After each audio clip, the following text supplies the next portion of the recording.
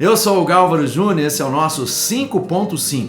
São reflexões diárias que são sempre disponibilizadas para você às 5h05 da tarde, apenas para você lembrar que vão ser 5 minutinhos, 5h05 da tarde, 5 vezes por semana.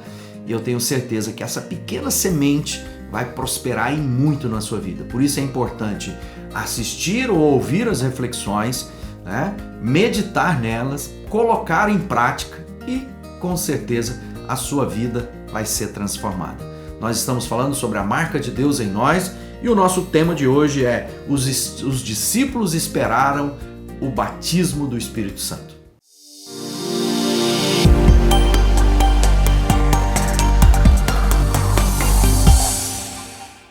Bom, vamos lá, falar sobre os discípulos de Jesus, aqueles que viveram com ele, caminharam. Pensa bem na qualidade do discipulado, do ensino, do testemunho, do empenho, da intensidade de mais de 3 anos andando com o Mestre, vivendo comunhão com ele o tempo todo, percebendo como ele agia e reagia diante das situações e circunstâncias. Mas Jesus diz, olha, vocês devem esperar para que vocês possam fazer a obra. Esperem, tá assim, bem claro isso aqui em Atos, diz assim: fiquem em Jerusalém, Atos no capítulo 3, 1. Fiquem em Jerusalém e esperem até que o Pai lhes dê o que prometeu, conforme eu disse a vocês. Pois, de fato, João batizou com água, mas daqui a poucos dias vocês serão batizados com o Espírito Santo.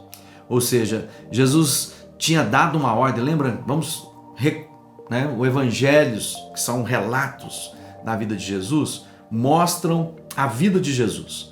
E agora Jesus é crucificado, ele volta e ele dá uma ordem aos discípulos. E essa ordem depois vocês devem fazer. Mateus registra isso lá no capítulo 28, a partir do verso 18, quando ele diz: toda autoridade me foi dada do céu e na terra, portanto, por isso, façam discípulos de todas as nações, batizando em nome do Pai, do Filho e do Espírito Santo, e ensinando a guardar. Jesus dá uma ordem clara aos seus discípulos. Ele diz, vocês devem comunicar essa virtude, vocês devem ensinar, vocês devem agora multiplicar aquilo que de mim receberam. Mas quando Jesus fala isso, na sequência ele diz, mas não vão até que vocês recebam o poder, a autoridade, para comunicar aquilo que eu tenho como missão para vocês. Jesus estava ensinando a nós de que não podemos fazer ou cumprir o mandato de Jesus sem que Deus esteja na nossa vida. E como Deus estará em nós? Lembra que nós vivemos no momento do derramar do Espírito Santo. Ou seja, a força, a capacidade, a nossa inteligência, a nossa lógica, tudo isso é bom e é importante. Mas nunca poderemos ser completos ou realizar a obra de Deus sem que Deus esteja na nossa vida. É uma obra divina e, portanto, precisa da ação divina na nossa vida.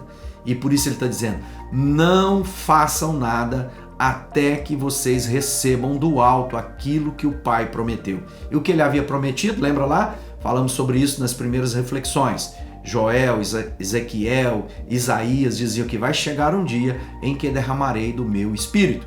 E não será necessário que ninguém vos ensine a respeito de nada, porque o próprio Espírito ensinará você a respeito de todas as coisas. Sabe aquela voz interior que diz, não é por aí, é por aqui? Sabe aquela voz que diz, não é bom isso na sua vida, abandone? Não, aquela voz que diz, peça perdão, aquela voz que diz, contribua, seja generoso. É o Espírito de Deus nos conduzindo. E mais do que isso, o que vai fazer com que a gente se lembre de todo o ensinamento de Jesus, ele não está dando uma ordem, façam discípulos de todas as nações, batizando em nome do Pai, do Filho e do Espírito Santo e ensinando-os a guardar tudo que vos ensinei.